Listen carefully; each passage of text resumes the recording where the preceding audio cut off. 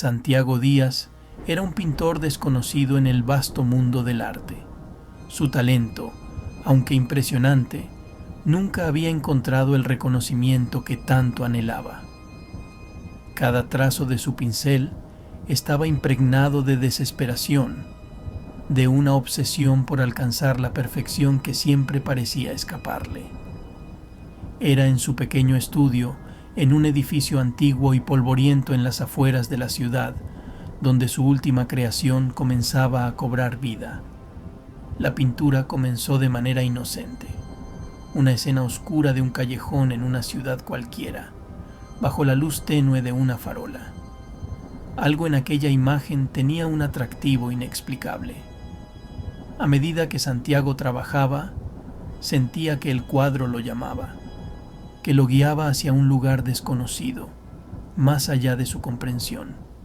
Los días se convertían en noches sin descanso mientras perfeccionaba los detalles del callejón, las sombras y las figuras vagas que parecían ocultarse en la penumbra. Una noche, agotado por horas de trabajo ininterrumpido, Santiago decidió descansar. Cerró su estudio y apagó las luces, dejando la pintura en la penumbra, sin saber que algo extraño comenzaría a suceder. Cuando volvió a la mañana siguiente, algo no estaba bien. Se quedó paralizado al observar el cuadro. Las sombras en la pintura habían cambiado de lugar. Ahora, una figura oscura se delineaba claramente en el fondo, una silueta humana apenas perceptible, como si hubiera estado allí todo el tiempo, esperando a ser descubierta. Debo haberme confundido. Es imposible que esto haya cambiado, pensó Santiago, atribuyendo el fenómeno a su fatiga. Sin embargo, la inquietud lo perseguía. Durante los días siguientes, cada vez que abandonaba el estudio, la pintura parecía modificar sus detalles. Lo que había sido un simple callejón vacío, ahora se llenaba de vida sombría. Más figuras emergían de las sombras, aunque ninguna tenía un rostro claro. Era como si el cuadro estuviera evolucionando, creando su propio mundo oscuro. Lo que comenzó como una mera curiosidad, pronto se transformó en una pesadilla. Una noche, Santiago decidió vigilar el cuadro. Colocó una cámara en su estudio y observó desde la pantalla en su dormitorio. Las primeras horas fueron tranquilas, pero en medio de la noche algo imposible ocurrió. Las sombras del cuadro comenzaron a moverse. Las figuras, antes inmóviles, parecían cobrar vida lentamente, como si se estiraran fuera de los límites del lienzo. El horror invadió a Santiago.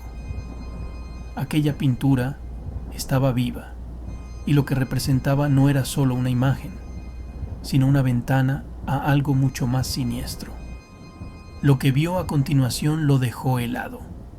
La figura principal del cuadro, aquella silueta borrosa, se desplazó hacia el centro, revelando un cuchillo en la mano. Un cuerpo apareció, y la figura comenzó a atacarlo sin piedad. Gritos de agonía resonaban en su mente, aunque la pantalla permanecía muda. Pero lo más aterrador fue el rostro de la víctima que apareció en el cuadro al final de la escena. El rostro de su vecino, Andrés, con una expresión de absoluto terror. Aterrorizado, Santiago intentó destruir el cuadro esa misma noche. Agarró un cuchillo y corrió al estudio, decidido a acabar con la pesadilla. Pero cuando clavó el cuchillo en el lienzo, un dolor lacerante le recorrió el cuerpo. Cayó al suelo gritando de dolor. Al observar su brazo, vio con horror que la herida que había intentado infligir al cuadro ahora aparecía en su piel, profunda y sangrante.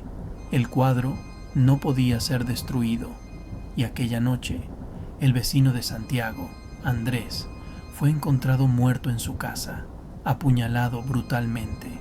El horror recién comenzaba. Las noticias del asesinato de Andrés se esparcieron rápidamente por el barrio. La policía llegó temprano a la escena del crimen y aunque las circunstancias eran extrañas, No había ninguna prueba concreta de quién podría haber cometido tal atrocidad.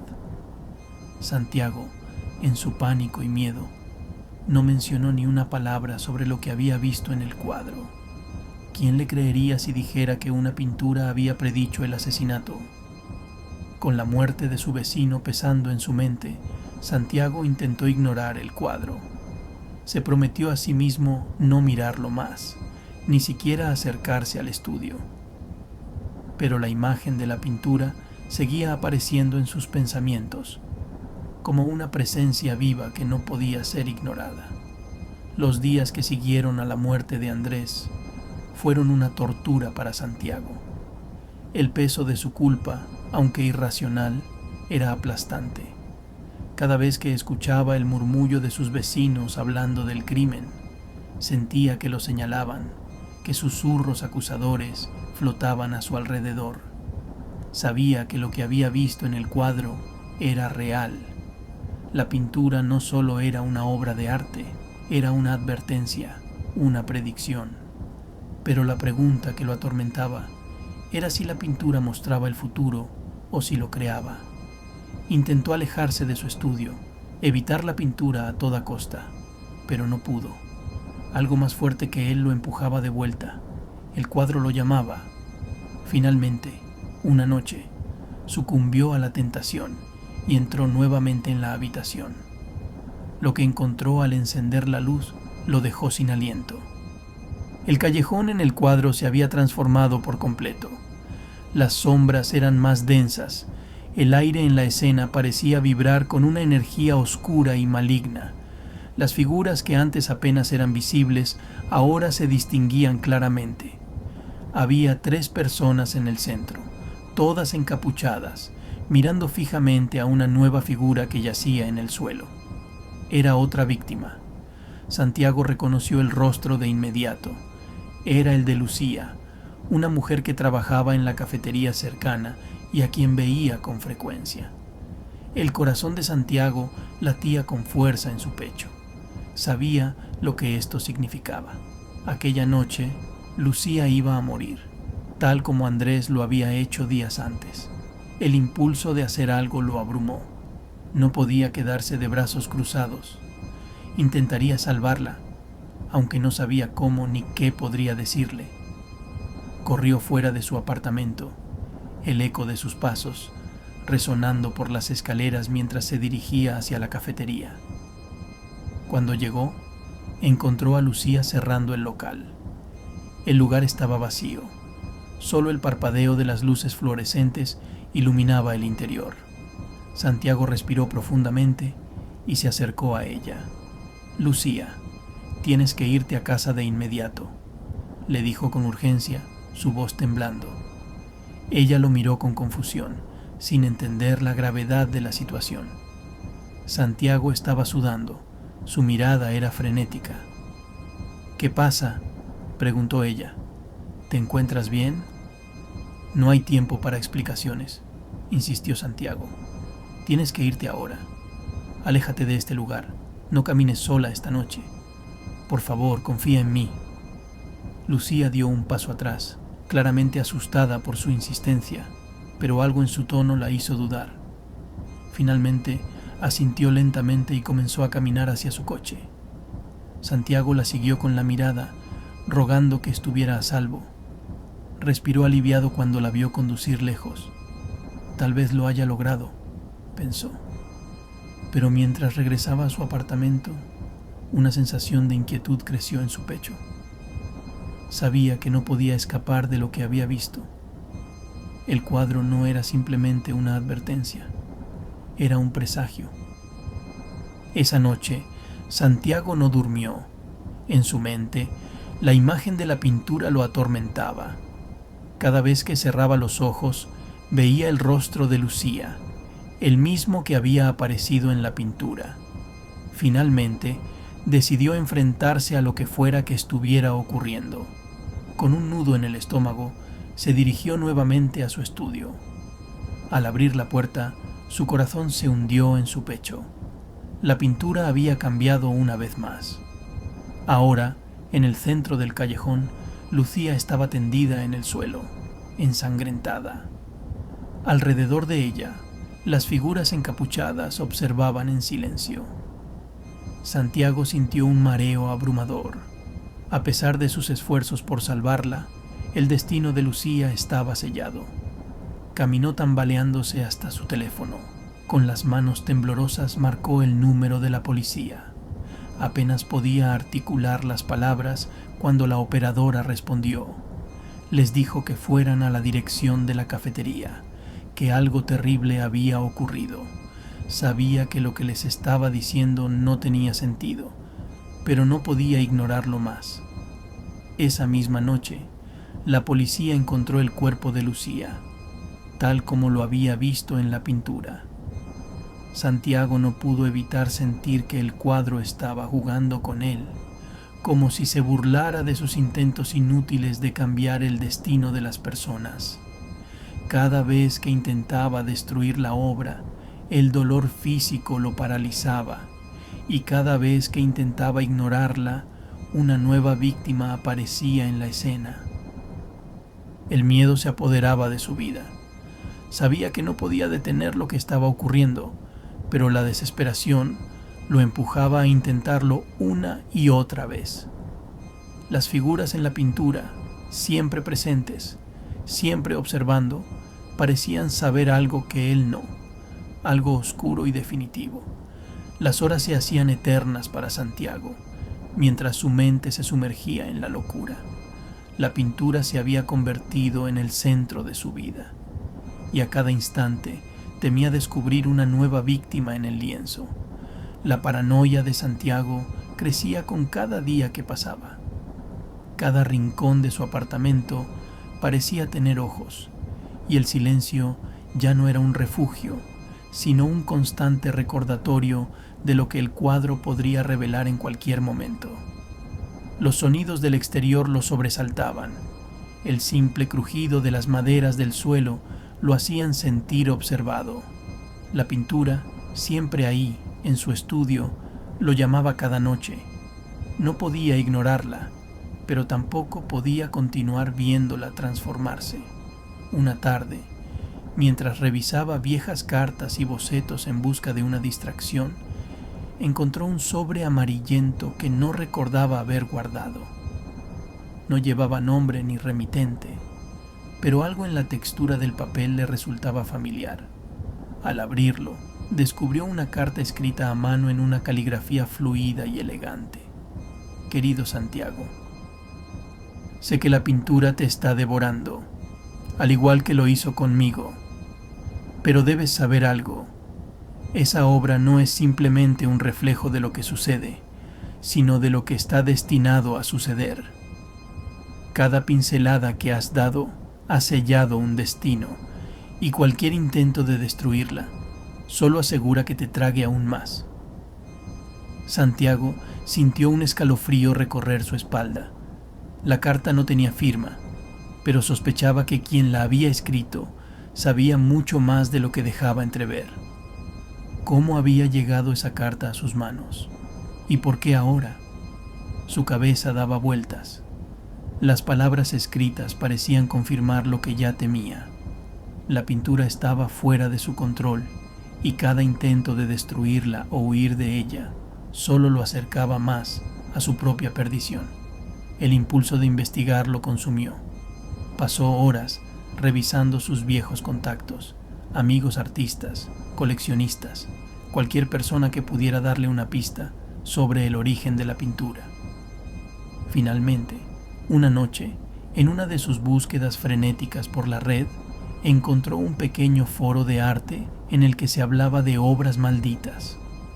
Una publicación captó su atención de inmediato. Hablaba de un cuadro desaparecido hace décadas, conocido como El presagio de la muerte. Se decía que el pintor original, un artista del siglo XIX, había sido encontrado muerto en su estudio, con el lienzo completamente intacto a su lado. Los detalles eran vagos, pero la descripción del cuadro coincidía perfectamente con el que colgaba en su propio estudio, un paisaje urbano, en constante cambio, con figuras sombrías que presagiaban la muerte. Santiago sintió que la sangre se le congelaba. Había encontrado lo que tanto temía. Su pintura era la misma obra maldita que desapareció hace tantos años. Desesperado, contactó al administrador del foro. Tras días de espera, recibió una respuesta escueta pero escalofriante. Si tienes ese cuadro, solo hay una forma de librarte de él, pero el precio es alto. Santiago respondió de inmediato, pidiendo detalles. La respuesta llegó más rápido de lo que esperaba. Debes entregarlo a alguien más. El cuadro cambiará de dueño, pero ese será su nuevo portador, su nueva víctima. Sin embargo, si no lo haces, eventualmente tomará algo más de ti, algo peor que la vida. El dilema que esta información le presentaba era aterrador. ¿Podría realmente condenar a otra persona al destino que él sufría? Pero, ¿qué otra opción tenía? La carta, el foro, todo indicaba que la pintura no se iría sola. Estaba en una encrucijada sin salida, y con cada minuto que pasaba, sentía que su tiempo se agotaba. Una noche, con los nervios al borde del colapso, decidió que necesitaba respuestas más concretas. Regresó al foro, buscando cualquier pista adicional, y encontró un comentario de alguien que afirmaba haber visto el cuadro en una subasta muchos años atrás. El nombre de un galerista estaba mencionado, Álvaro Montenegro, un experto en arte oscuro y oculto, cuyas exposiciones eran tan secretas como temidas. Santiago supo que su única esperanza estaba en encontrar a ese hombre. Reunió las pocas pertenencias que aún valoraba y decidió emprender un viaje hacia las afueras de la ciudad, donde había rumores de que Montenegro vivía en reclusión. Con el cuadro enrollado y oculto en una caja, se subió al tren que lo llevaría a su destino. El viaje fue largo y sombrío, lleno de pensamientos oscuros y pesadillas que no lo dejaban en paz. En sus sueños, las figuras encapuchadas del cuadro se acercaban cada vez más a él, como si esperaran pacientemente su turno para cobrarse su vida. Sabía que no le quedaba mucho tiempo. Cuando llegó al destino final, se encontró frente a una mansión decadente, rodeada por árboles retorcidos y una niebla que apenas permitía ver el camino. Con una mezcla de temor y determinación, golpeó la puerta, esperando que Montenegro tuviera las respuestas que tanto necesitaba, pero al entrar descubrió que los misterios de la pintura iban más allá de lo que podía haber imaginado. El aire dentro de la mansión era denso y opresivo, como si algo invisible acechara desde las sombras.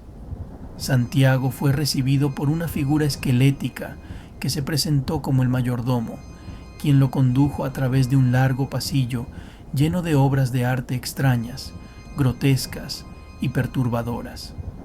Cada pintura parecía tener una historia de sufrimiento y muerte. Era evidente que el dueño de la casa, Álvaro Montenegro, coleccionaba algo más que arte. Coleccionaba secretos, horrores ocultos en cada pincelada. Cuando finalmente llegó a una gran sala adornada con cortinas pesadas, Montenegro lo esperaba sentado en un sillón, con una mirada profunda y una sonrisa inquietante. «Así que has traído el cuadro», dijo sin siquiera esperar una presentación. Sabía que tarde o temprano alguien vendría con él. Santiago, nervioso, sacó la pintura de su caja, pero en cuanto el lienzo quedó al descubierto, Montenegro lo miró con una mezcla de fascinación y miedo. «Este cuadro ha estado maldito desde su creación. No se trata solo de las muertes que predice, sino del poder que contiene. Cada alma que reclama lo alimenta, y ahora está hambriento de ti». Montenegro se levantó de su sillón, acercándose lentamente a la pintura con los ojos fijos en el lienzo, como si estuviera analizando algo más allá de lo visible. Santiago, sintiendo una creciente incomodidad, dio un paso atrás, incapaz de apartar la vista de Montenegro, cuyo semblante se había vuelto aún más oscuro. Este cuadro no solo es una ventana al futuro, susurró Montenegro, sino que es un reflejo del alma misma de quien lo posee. Cada vez que cambian las figuras, cada vez que un nuevo asesinato aparece, parte de tu esencia es absorbida por él. Pero hay algo más, algo que ni tú ni los anteriores dueños sabían. El cuadro tiene un final, y ese final está destinado a ti. El corazón de Santiago se aceleró. Sabía que estaba en peligro, pero no podía entender cómo o por qué. La pintura se había convertido en algo más que una maldición para él. Era como si fuera una extensión de su ser, una parte de su vida que no podía separar, aunque quisiera. Pero un final, ¿qué significaba eso? Montenegro señaló la pintura, y en ese momento Santiago se dio cuenta de que el cuadro había cambiado una vez más. Las sombras se habían disipado, y en el centro del callejón ya no había más víctimas anónimas. En su lugar aparecía una figura solitaria, un hombre con un pincel en la mano, pintando sobre un lienzo que reflejaba escenas de muerte. Santiago se dio cuenta con horror de que esa figura era él. No hay escapatoria, dijo Montenegro con voz fría. El cuadro se ha alimentado de tus miedos, de tus intentos desesperados por destruirlo. Y ahora está completo. La última pincelada es la tuya. Eres tú quien cerrará este ciclo de muerte. Santiago sintió que sus piernas temblaban. Su mente corría en 1000 direcciones, tratando de encontrar una salida, una forma de romper el maldito vínculo que lo ataba al cuadro. Pero mientras más lo pensaba, más desesperado se volvía. La pintura lo había arrastrado hasta el borde de la locura y ahora lo miraba fijamente, como si estuviera esperando que cumpliera su destino. Tú puedes salvarte, dijo Montenegro con una sonrisa malévola, pero hay un precio que debes pagar. ¿Qué precio?, preguntó Santiago, sintiendo que su esperanza se desvanecía. Montenegro se acercó aún más, sus ojos brillando con una intensidad inquietante. Debes transferir el cuadro a alguien más, a un nuevo dueño que lo acepte voluntariamente. Solo entonces serás libre. Pero ten cuidado, si fallas, la pintura te reclamará para siempre. Santiago lo miró con incredulidad. Transferir la maldición a otra persona era lo que el administrador del foro le había dicho. Pero ¿cómo podía condenar a alguien más? ¿Cómo podía vivir sabiendo que estaba entregando una muerte segura a otra persona? Mientras la idea lo devoraba, el cuadro lo llamaba, como si quisiera que tomara una decisión de inmediato. Pasaron unos minutos en silencio, pero para Santiago parecían horas. Finalmente, tomó una decisión. No podía condenar a otra persona, no podía cargar con esa culpa. Si la pintura quería su alma, tendría que luchar por ella. No voy a hacer eso, dijo con firmeza. No voy a entregarle esto a nadie más. Montenegro lo miró, sorprendido por su determinación. Luego, una sonrisa sombría apareció en su rostro. Muy valiente, pero muy tonto. Antes de que Santiago pudiera reaccionar, Montenegro agarró el cuadro con una rapidez sorprendente y lo arrojó al fuego de la chimenea que ardía al fondo de la sala. Las llamas envolvieron el lienzo de inmediato, pero no se consumía como un objeto normal. En su lugar, las figuras en el cuadro comenzaron a retorcerse como si estuvieran vivas, luchando por escapar del calor abrasador. Un grito desgarrador resonó en la habitación, pero no venía de la pintura, venía de Santiago. Sintió que su cuerpo se retorcía de dolor. Era como si algo dentro de él se estuviera quemando, como si las llamas estuvieran devorando su propia alma. Se desplomó al suelo gritando, mientras Montenegro observaba con una fría indiferencia. «Te lo dije», dijo Montenegro en tono bajo. «El cuadro se ha vuelto parte de ti. y ahora ambos compartirán el mismo destino. Las llamas consumieron la pintura lentamente, pero Santiago sintió que su cuerpo se debilitaba a cada segundo que pasaba. Sus manos temblaban, su visión se volvía borrosa y el aire en sus pulmones se hacía cada vez más escaso. Sabía que estaba muriendo, que el cuadro lo estaba arrastrando con él a un abismo del que no podría escapar. Finalmente, las llamas se extinguieron, dejando solo un montón de cenizas donde alguna vez estuvo el cuadro. Santiago yacía inmóvil en el suelo, su cuerpo sin vida, pero con una expresión de agonía grabada en su rostro. Montenegro se acercó, observando las cenizas con una mezcla de fascinación y triunfo. Sabía que el ciclo estaba lejos de terminar. En el fondo de esas cenizas aún quedaba algo, una pequeña sombra que se movía lentamente, esperando el momento en que alguien más entrara en la trampa. Con una sonrisa, Montenegro recogió las cenizas y las guardó en un pequeño frasco. Sabía que pronto alguien más encontraría la forma de liberar al cuadro de nuevo, porque las obras malditas, como los secretos más oscuros, siempre encuentran la manera de volver.